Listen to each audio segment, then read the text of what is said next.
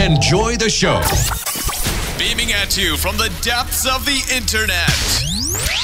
This is the Temple of Geek Podcast, your one stop for all things geek. Welcome to the Temple of Geek Podcast. My name is Kari, and I will be your host as we share our thoughts on Ant-Man the Wasp: Quantumania. If you haven't watched the film, save this episode for later and come back because there are going to be spoilers. If this is your first time tuning into the Temple of Geek Podcast, welcome. The Temple of Geek Podcast has been around since 2012 and is hosted by various geeks from the Temple of Geek team. Here we cover all manner of geek and pop culture news and events. To our returning listeners, thank you again for tuning in. We really appreciate you being here. And without further ado, with me today is Natacia. Natacia, welcome to the podcast. Can you briefly introduce yourself to our listeners and tell them a little bit about yourself? Yeah, I'm happy to. First of all, it's excited to be here. I know Kari from just all of our social media interactions. I have my own pop culture podcast called Pop Chatter, where I talk about similar geek-related culture things. And yeah, I saw this movie. I'm excited to talk about it. And I generally love talking about like MCU things, Star Wars stuff. That's kind of my bread and butter, but just any kind of geek culture stuff is my thing. Awesome. Thank you so much for being here, Natacia, with us today. So let's get into it. What were your initial thoughts of the film? I had such a good time, honestly. Like I thought it was so fun. I thought it was so funny. I mean, of course, again, like you said, we're gonna get into it in a few minutes, but what I can say is, as somebody who's been reading comic books since the 90s, this is just one of those projects that just like really felt like I was like watching a comic book. And I would say the most like that in the MCU that I've seen outside of, I don't know, I think maybe the most like it. So yeah, I just thought it was really fun. I had a great time. It was visually really stunning, I felt, and I just thought it had a really good balance of comedy as well. So yeah, I'm excited to talk about it. Yeah, great. But I generally feel the same way. To me, it was a very fun and entertaining movie. That's what it was. You know, it wasn't like my favorite. It wasn't like, oh my God, this is like masterpiece and stuff. But it was supposed to be silly, and it did what it came and did that. Even some of the corny jokes and stuff, they hit for me, because it was just supposed to be silly like that. And I'm not a comic book reader, so I don't know the history of a lot of these new characters and everything. But I've heard from like yourself, like you said, that a lot of the comic readers, they're like, this is one of the most comic type of movie that has come out from the MCU. Like, it's very comic book, 100%. Yeah. So I watched it like the first time I watched it, I was like, oh, I don't know how to feel about this movie. I was like, there was a lot going on. But then I saw it a second time and I was like, listen, it's Ant-Man. It's not supposed to take itself too seriously, So 100%. yeah, so that was pretty cool. So overall, what did you think about the story arc of the movie? Yeah, so I guess here's where I get into where I feel like there's just been like a lot of controversy in the conversation about this movie. I'm going to be very real here and say the story is not the strongest, and that's okay. Like it didn't take away from the experience. I thought that there were definitely some kind of like weird plot holes with the character of Janet in particular, specifically because it's really clear that she has such an interest at the end of the previous Ant-Man movie about continuing to sort of like explore the quantum realm again after coming back. And then there's a shift in this movie where she is just like, no, I don't even want to talk about it. And I'm like, what happened? Yeah. Yeah. So I mean, I think like from that aspect, I can understand critiques like that. And to be honest, I just think it's like just a genuine like plot hole. But beyond that, I thought it was like, I loved the relationship between Scott and his daughter. I thought that there was just like a lot of people talking about like, the recasting of Cassie. And I just thought that they had such good chemistry, but specifically from a story perspective. I really loved how she clearly just like is so proud of her father and like she's really taking after him and is also like frustrated that he's not doing more. I guess like the only other thing I would say is I think I'm really excited to see where they go from here with Kang. Mm-hmm. I think his story was actually pretty straightforward, to be honest, and I actually really liked that this was honestly one of the most uncomplicated MCU plot points. He was just like, I got trapped here. I don't want to be here anymore. Yes. So I'm gonna trick people into like getting me out of here. And I kind of liked that, you know? Yeah. No, I kind of agree. The movie was just straight to the point. There was like no, deeper connection, deeper, Nope. Do we have to think about what the plot is? No, it's just straight to the point. The movie came and did what it was supposed to do: get us into the quantum realm, introduce us to Kang, and set up that plot point, for whatever's going to come next. And I appreciated that, like you said. It was just simple. We didn't and I know a lot of, I've also, this, of course, this movie has been very controversial with everybody's discourse and stuff. Like, I've also heard people saying that the stakes weren't as high, that maybe if somebody would have been killed, like Hank or Janet or something. But we didn't really have that in the previous two Ant-Man's movies either. We didn't have anybody like dying or being super emotional, like a super emotional movie or anything like that. And I think, this Ant-Man Quantumania is just following that same pattern from the other two movies. It's not supposed to be a deep, emotional, sad, tragic movie. It was just a fun Ant-Man movie that provided for us the introduction of Kang and what's going to be coming next. So I appreciated the movie for that. Yeah, I really agree. And like one of the things I have been thinking a lot about is, this is the start of the new phase, right? So we're getting into sort of setting the stage for what's to come in this new era. And Phase 4 was so focused on grief and everybody moving through their grief that, like, honestly, it was really nice to be able to just go into a movie and be like, hey, we're having fun again, Yes. Like, and I think like that's probably why this tonal shift has been difficult for people, because everything that we have been introduced to throughout Phase 4, especially how it ended with Wakanda Forever, is so focused on how people are dealing and moving through their grief post blip and all the things that have happened like after and during that time. And this movie was just kind of getting us back to basics. Like, it made me hopeful that we can go into a phase where there's just going to be a lot more of an adventurous tone. I hope we pick that back up with like the Marvels and all the other projects that are coming out. But yeah, for sure. I think that that's probably influencing people a little bit right now. Because we're used to a certain tone from Marvel, even though Marvel is not as dark as DC. But there was always that tone of a little bit more seriousness, even with having, the funny bits and stuff in every other movie. Even in Love and Thunder, even though Love and Thunder was also such a fun movie, it was still very emotional, having lost Jane and everything, right? It definitely is going to take, for some people, getting used to this new tone. And we're just going to have to see, what the rest of the shows and the movies are going to bring then. Definitely. So, and for the next question, what did you think of Kang's motivation? Again, I love that it was just so straightforward. He was like, okay, I got stuck here and I'm trying to get out. I think I really loved the interactions that he had with Janet. And I've been joking about this ever since I saw this movie, that like, it was basically the Kang and Janet movie. It should have been called Kang and Janet Quantumania. It was really a movie about them entirely. And yeah, I thought that he did a really good job. I mean, Jonathan Majors is incredible.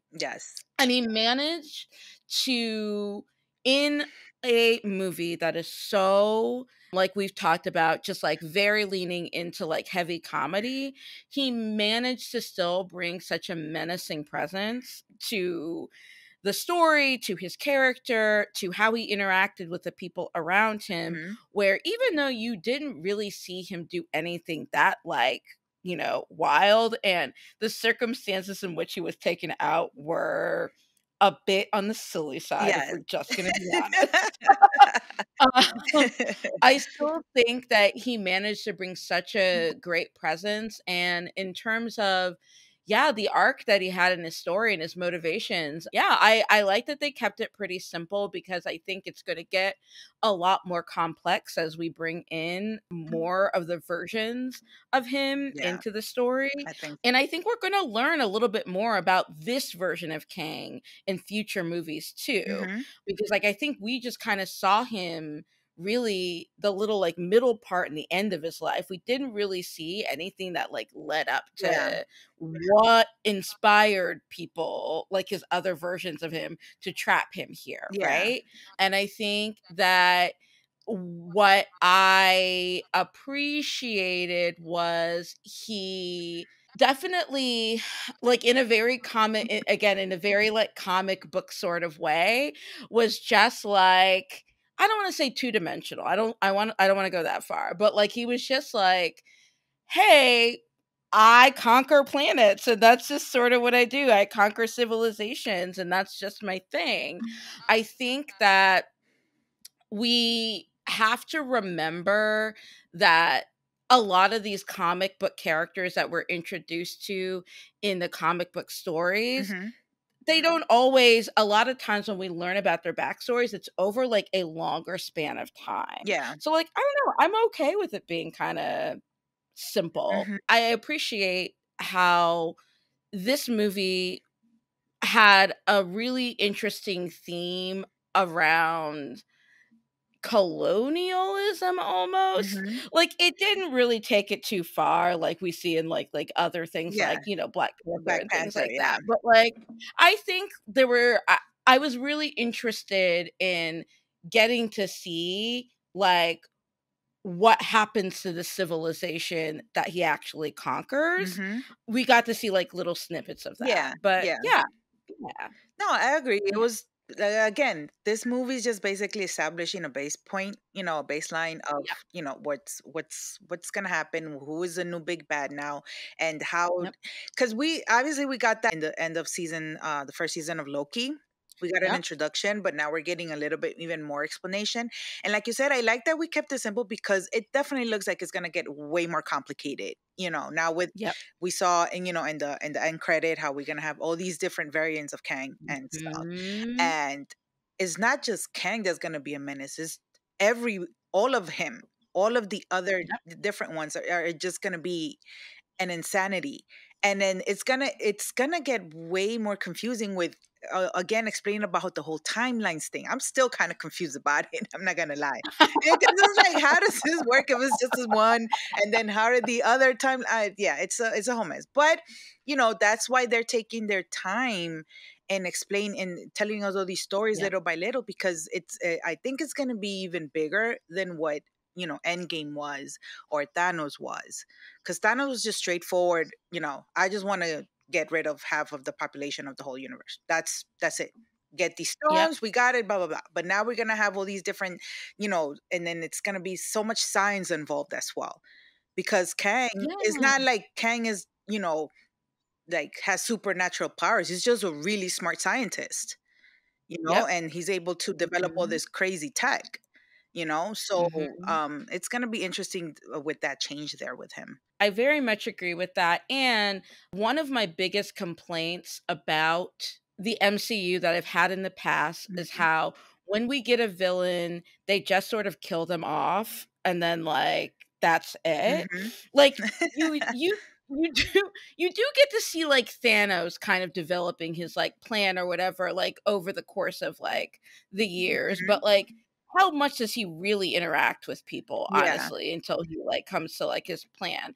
And I appreciate that we have all these Kang variants that are going to be throughout the story, in really big ways. And I'm imagining it's going to be a really big part of the Loki show, Yes. especially given the post-credit scene that we saw and everything. I'm really excited to actually get to like explore a villain over a long period of time, because like I feel like the MCU does not do that often. Yeah. Actually. I was just thinking that how maybe people might say, well, where was Kang all this time during the whole, first three phases and stuff? We remember during the first three phases, He Who Remains had just that one timeline going on right now. Yeah. So there were no other Kangs at all. Like no other Mhm. variants at this time. Now we're gonna see them in that timeline. We're gonna see all the different timelines, and now we're gonna see all of them finally. But it was because of He Who Remains. We just had that one loop going on. That was just one timeline with all that craziness. Now we're gonna get that with like an infinite amount of timelines. Yeah, It's we're gonna really be going to see the crazy. implications. Mhm. Yeah, we're really going to see the implications of what happened in the Loki finale, like really impact everything else that Everything. happens in the story going Mhm. forward. So I'm really Absolutely. excited to see Yeah, that. yeah, me too, definitely. So, what did you think about the decisions made by different characters in the film? Oh my God, so much to say. First of all, I just had such an appreciation for Michael Douglas just like being in the background, He had me only dying. popping up. He had me dying. I was laughing at every single line that he had. I was obsessed with Michael Douglas in Yes, this yes, movie. yes. First of all, let's just start with Scott. Mhm. I appreciate that Scott is like, listen, I did a whole lot previously, and I just want to write my book and live in peace and get like a free coffee every once in a while. I'm like, that would be me. Like, it was so relatable. Mhm. And I was just feeling so frustrated with everybody like wanting Scott to do so much more. And I was like, this man literally saved the universe. He should be able to get to rest for the Yes. rest of his life. Yes. He Yes. wants to. It was so funny to like watch people get like on top of him about that. But yeah, no, I think like the motivations were interesting. I feel like, again, I really enjoyed Cassie and Scott's relationship. Mhm. There is a part of me that wished, I mean, this movie was doing so Yes, much. it really. Like, we didn't really get to see like Scott with any of his friends. Mhm. We didn't really get to see like the lack of Luis in this Yeah. movie was It heartbreaking. really was. Heartbreaking. Yes. Like, I just kept I was so convinced I was gonna see him at some point. Yeah, no, me too. I thought they were gonna bring their some of the crew, Yeah. Yeah, something. So we never really got to see him do that, and then we never really got to see Cassie with her mom or her stepdad. So like I just feel like I felt like there was something I was missing. And I couldn't quite understand where Cassie's frustration with Scott was coming from. So like I feel like they missed a step somewhere in like explaining a little bit of that, and I feel like some of that could have happened through conversations with these like other characters Mhm. who've been in like previous Yeah, like yeah. movies, especially Cassie's mother, because she wasn't blipped as far as I know. Yeah. So like she was with Cassie during all of that time Mhm. that Scott was gone. So I feel like there was just like context that should have been Yeah, there, yeah. but yeah, I don't know. Yeah, I think the motivations, again, were straightforward. Like, Scott was just like, I just kind of want to rest. I'm only taking myself into this quantum realm to save my daughter, Yeah, and that's yeah. pretty much it. I will say, I was not one of the people that ever thought that Scott was going to die, because Mhm. I was just like, that's just like not what the Ant-Man movies do. Yeah, Like, yeah. that's just like not. But I was genuinely so not surprised, but when the Wasp goes back in Mhm. to like save him from Kang, I just felt like no emotional connection between these two characters at all in this movie. Yeah. So for that big dramatic ending, I think it was supposed to be a big dramatic ending. I mean, I wish they would have done more to like get us to care about these two as a couple. Yes. No, I completely agree. I think the same thing for me was that I missed having them establish more the relationships between the characters, right? Yeah. And that definitely was missed in this movie because, like you said, we didn't know why Cassie was acting the way she was or how Janet and Hank and Cassie got so close to each other. Now she's calling him grandpa, Yeah. And most definitely freaking Scott and Hope. Yeah. There was I did not feel like the love, with a romantic connection between them two. So it was just they felt just they're cute, kind of. Okay, we're cool, we're kind of friends, but we kiss and stuff. I don't know. There wasn't that romanticism there. With the other movies, we've had the couples actually, show that type of relationship between them. Like you said, if we would have felt it more between them throughout the movie, like that love or romanticism, that made that ending would have been way more impactful, just like you said, and stuff. But we didn't get that. I mean, the movie was so straightforward that it missed out on, having us connect to the characters. Yeah, the character development wasn't there. So when I was talking earlier about some writing decisions, that's kind of the biggest thing. Yeah, I agree. And again, that's why I say it was like the Kang and Janet show. I felt like them two. Yeah, I their felt chemistry was absolutely that chemistry right there. I was like, oh, I mean, I get it, Janet. I get it. Of course. Me too. I know. I mean, for 30 years, wouldn't have even needed all that. I know, time. Exactly. But again, straightforward stuff. Janet letting us know, obviously she didn't want to delve into the quantum realm. We figure out, they let us know why Cassie's doing what she wanted to do with, trying to get a signal out to the quantum realm because she didn't want what happened with Scott to maybe happen again, that they couldn't, clear cut motivations definitely were there, Yeah. And last thing I will say though is there really should have been a better explanation for why nobody told Janet that they were doing all of this experimentation. Yeah. Because what did they say? They just said that, because she wasn't being too open about it, so they didn't want to upset her. Is that what it was? I think. I don't. Yeah. I was like, that's not a good enough reason.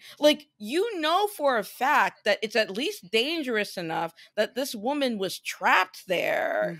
Scott got trapped in there too. Yeah. And the fact that they left the two people out who were the ones there. Who yes. The experts, wild. that was a little bit of what's going on.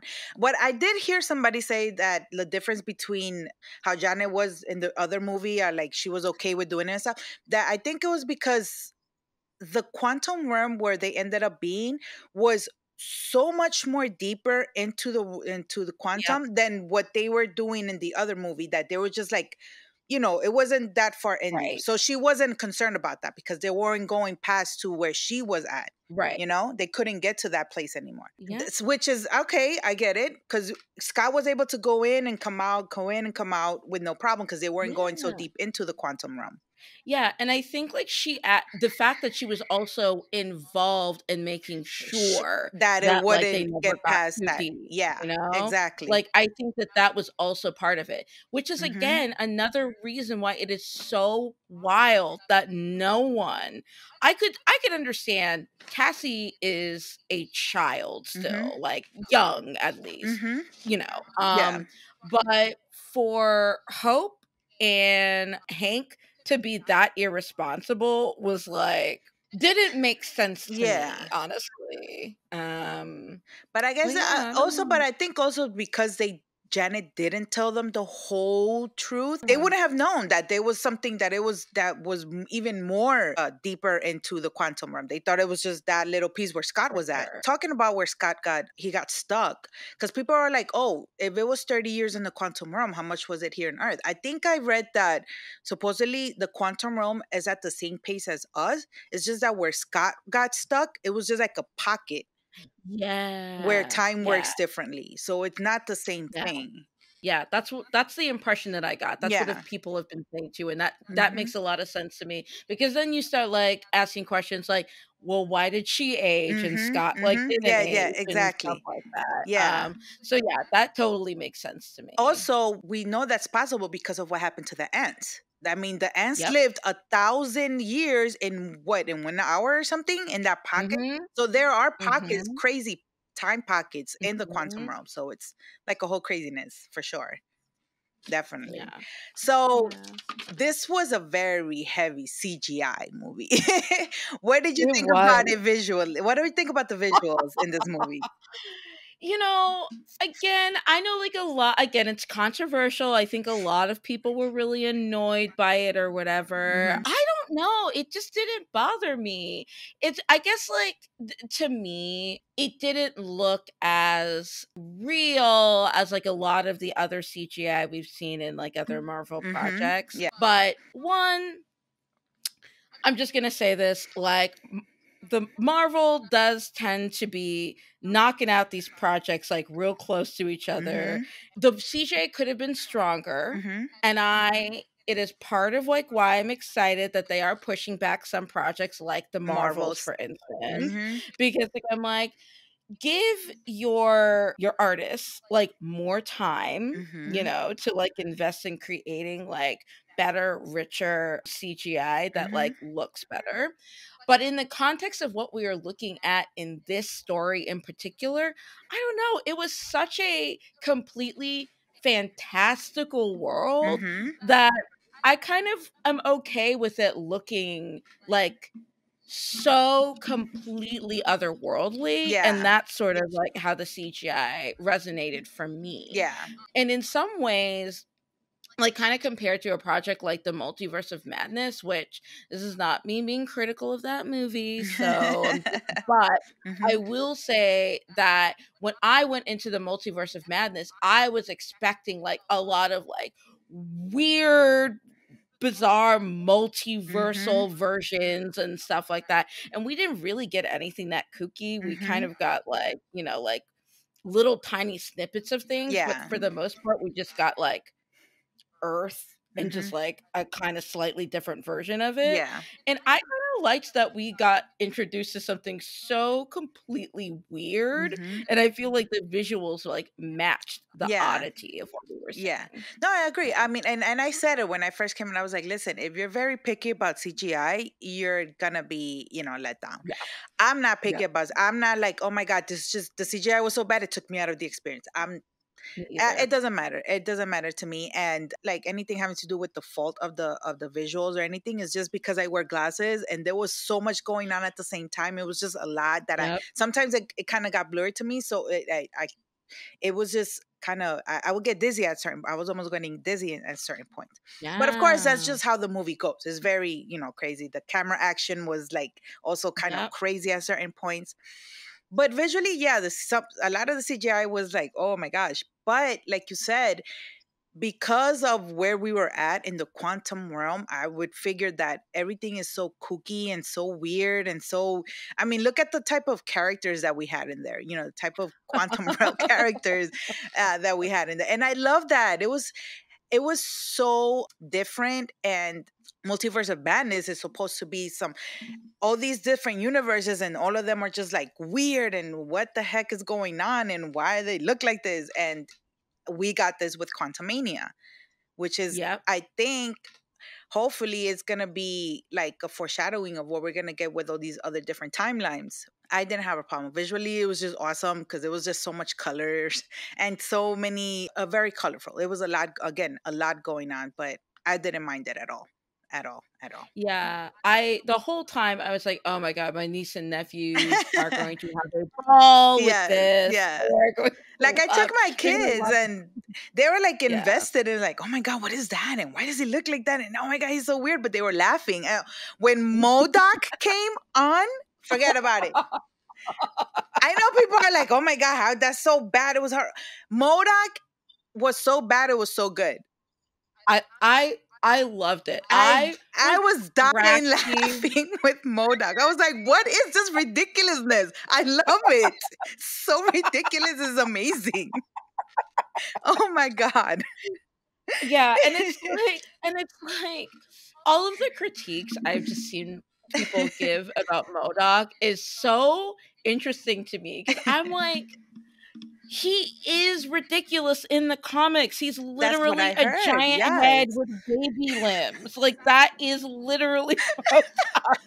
Like I don't know how they could have actually done it any better. This is Yeah. what he looks like. That's what I've heard from all the comic readers. They're like, listen, this is exactly how it's supposed to go. It's how it's supposed to be. We're not supposed to take him serious. He is a serious character that could like kill you with no problem, but Yeah. he's also ridiculous at the same time. I was like, okay, so if that's what it is, they definitely got that packed down because I was They dying the whole achieved time. it. Yes, I was dying.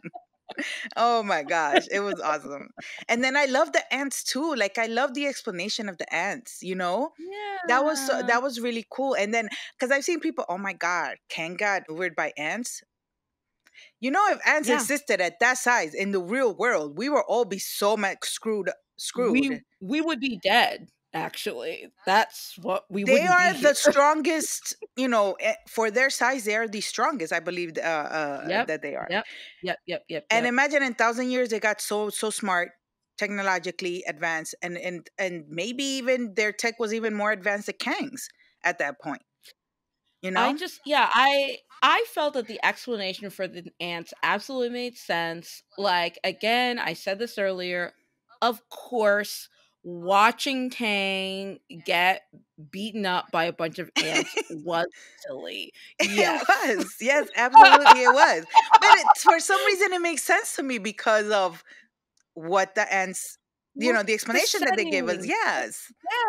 Yeah. It just makes it, yeah, exactly. To me, I'm like, this is just like the kind of story that we are telling for this. And like, we're going to get other movies that are going to take stuff a lot more serious. We're going to get other stories that are going to be silly as well. Like, I just think that there are aspects of the story that just make a lot of visual sense and make sense in terms of like the ants and things like that, because like I mean we're just in a very like weird, different, fantastical world that we just haven't seen yet in the MCU. And I think like we are going to get like darker stuff with Kang later on, and it will not be quite as easy to defeat him in future projects. But in this one, he got taken out by ants. I don't know what to tell you guys.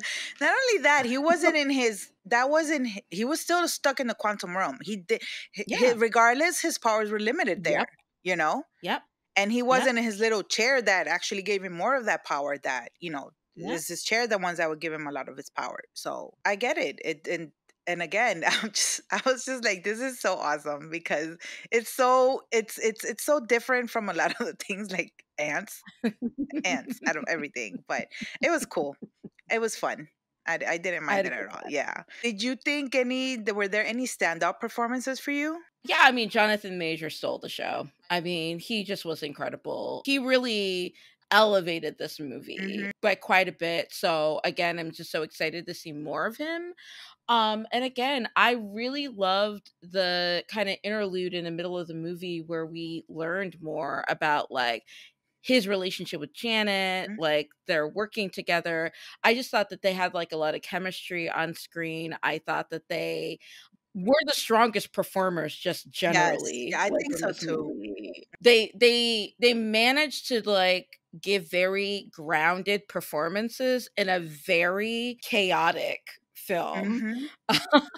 So I really liked them a lot. Again, I really enjoyed Cassie. I think despite the fact that I think the writers could have done a little bit of a better job with her. I think the actress did a great job with what she was given. Yeah.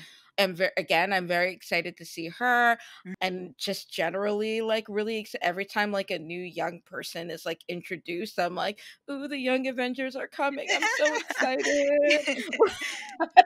That's true. So That can't is so wait. true. Yeah, and I can't wait till some of the young people start actually meeting each other. Yes. But yeah, I thought that those were probably the standout Mhm. performances. I think that Paul Rudd is always consistent. Like I like Paul Rudd. I think he gave a consistent performance like he Mhm. always does. Yes. I think that like really Jonathan Majors and Michelle Pfeiffer Mhm. were really the standouts. Jonathan Major especially, but Yeah. like those two were the Yeah. standouts. It's gonna be the same for me because especially with how the movie was just very, we keep saying ridiculous and silly and and just out of this world. The Janet and Kang were like the more serious tone of the movie. It just kind of grounded Yep. it more, with how they were performing, how they were interacting with each other, their stories, and just Kang. Obviously, he wasn't being goofy or funny or quirky or whatever. He was just serious about Mhm. his thing. He knew what he wanted. That's all he was thinking about. He didn't have time Yep. to mess around, you know. Yep. And I Yep. enjoyed that performance from him to kind of ground the movie a little bit from all the other craziness that was going on. And then him together with Janet, that was just a great performance. Like their interaction was so freaking awesome. I definitely enjoyed it. It was so good. And Mm-hmm. I feel like I have already said this, but Michael Douglas, comedy perfection. Like Yes. I just thought that he was so great as Hank Pym. Mm-hmm. He like really knew the assignments in this movie. Oh I yeah, don't he know how definitely to did.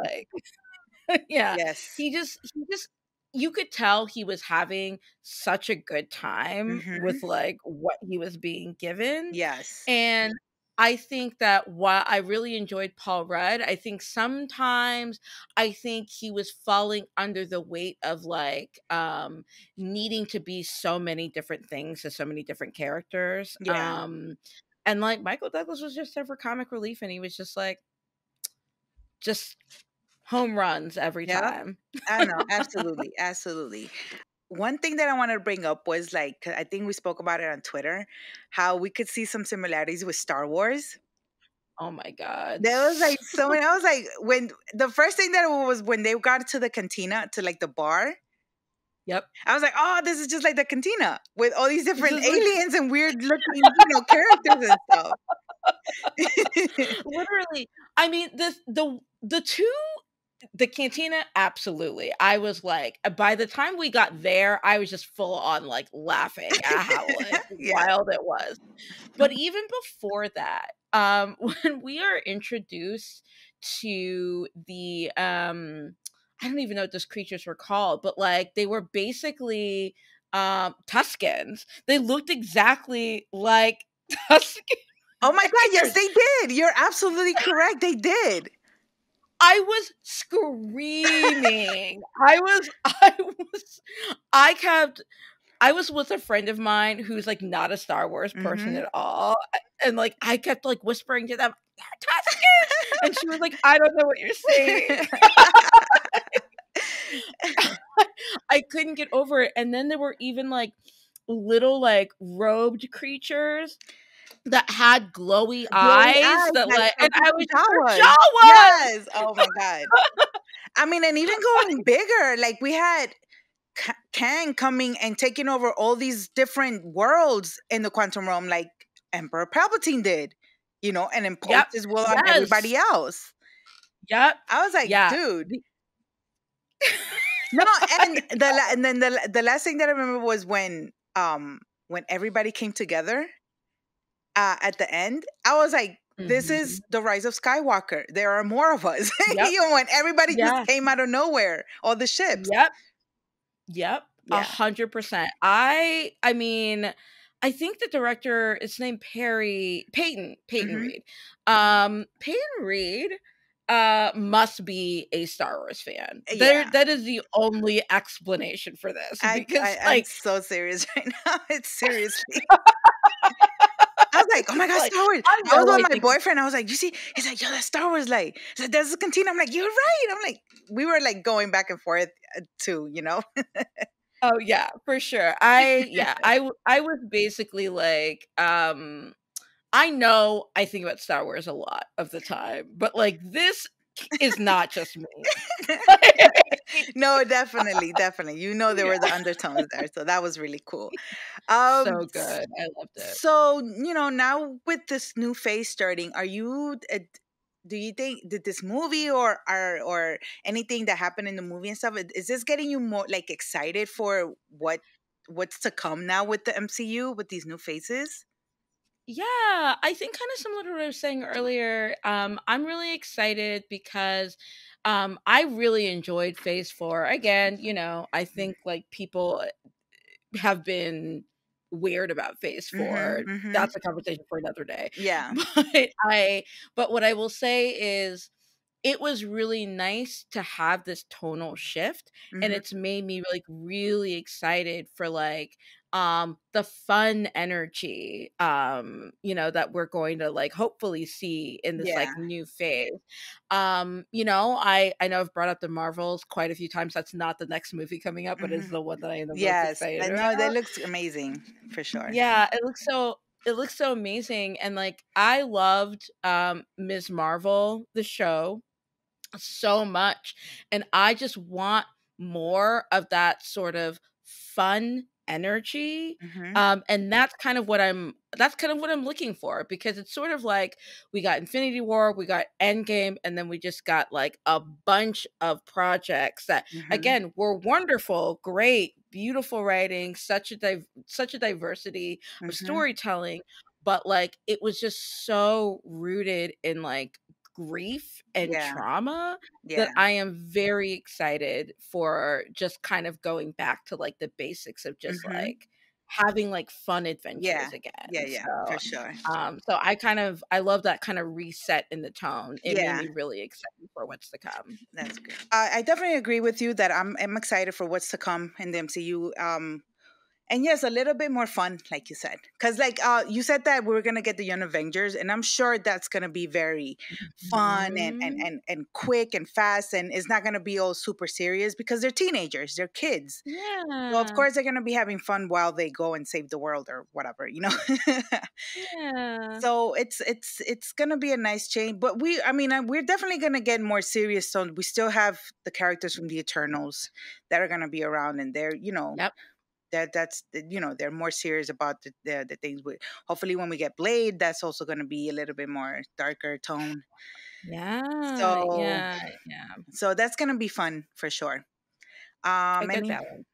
any final thoughts? I think the only other, thing I would say is just I invite you to really, if you're a person that went and saw this movie and were just like, I didn't really care for it, that's okay. That is totally fine. And I think you're allowed to like or not like whatever projects you want.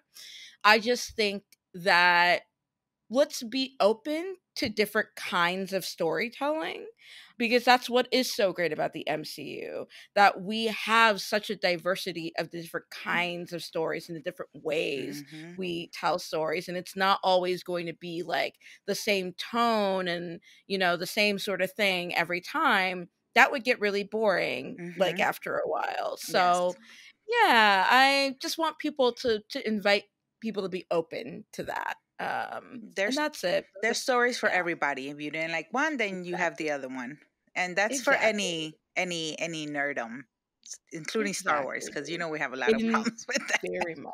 that. So, I want to thank you for being a guest on the podcast today. Thank you so much for coming on, oh, Natasha. I really appreciate it. Do you want to thank you let so the much. people know where they can find you on the social media again? Yeah, sure. So you can find me on Twitter personally, and also TikTok under at NKNAPPR. So again, it's at NKNAPPER. And then you can also find me on my podcast on Twitter. Again, it's Pop Chatter Podcast. But you can find me at Pop Chatter Pod. So POPCHATTER POD. We've been on a little bit of a hiatus because like me and my co-host Lindsay have just been like ships in the night and like sick at different various times, but like we're both healthy again, so we're gonna get back to like recording stuff later this week. But yeah, that's about it. Awesome. And then you guys can find me on Twitter and on TikTok as Star Wars Tia, and also on Instagram as Kari Skywalker. So this is going to wrap up this episode of the Temple of Geek Podcast. We want to thank everyone who tuned in today, and especially our guests for being with us today. If you have any questions or comments, feel free to hit us up on Facebook or Twitter by using the handle Temple of Geek. Do you want to check out some of our other episodes or shows? Why don't you head over to templeofgeek.com, where you will find all sorts of content that pertains to the world of geek. Please follow us on Twitter at Temple of Geek. Follow us on Facebook at facebook.com/Temple of Geek. And remember to visit templeofgeek.com, your one stop for all things geek. Goodbye. This will conclude our transmission.